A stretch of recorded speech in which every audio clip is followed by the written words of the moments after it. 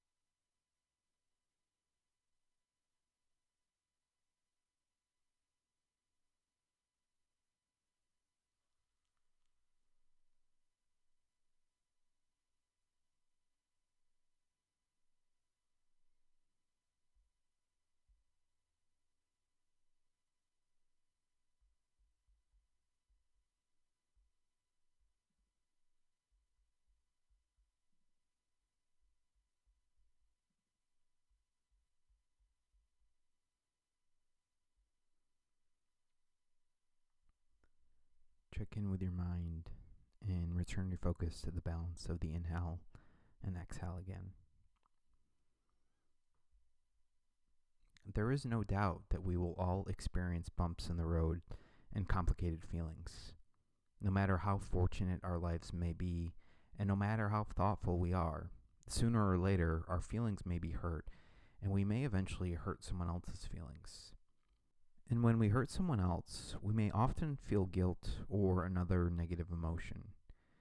In our relationship with our friends, families, and significant others, an inevitable outcome of being close is that we have the power to hurt one another. But those bad feelings are there to guide us into more mindful behavior, better relationships, and full ownership of our actions. It can be hard not to get lost in emotions like guilt or shame.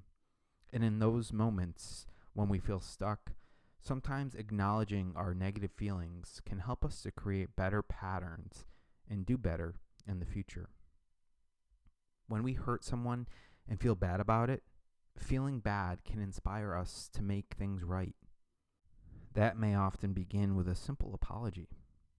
Everyone inevitably makes mistakes, but only those who are mindful of right and wrong are inspired to make amends for their actions. The act of rationalizing our behaviors is one of the biggest obstacles to living our mindfulness practice. Justifying the unjust is an attempt to ignore the feelings instead of working with them. A genuine apology is an expression of empathy for those who have hurt intentionally or unintentionally. To mean it when we apologize is the promise to be more mindful of our actions going forward, because we felt the impact of those actions on an emotional level. But bad feelings may not only be bad things. While we may think that these feelings are negative and to be avoided, they are actually an important part of how we function with other people and a useful tool for living more mindfully. These feelings are essentially our conscious.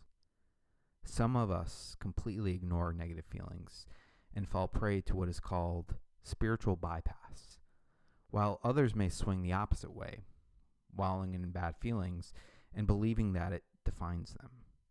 Freedom lies somewhere in between. Instead of being swallowed by bad feelings when we are hurt or when we hurt someone else, mindfulness can allow us to notice those feelings, process them, and acknowledge what we can bring with us and move forward. Come back into your body now. Reach your arms forward and spread your fingers wide apart. Then gently squeeze your hands into two fists, gripping them tightly. Open your hands slowly, then squeeze again. One more time. Open, then squeeze.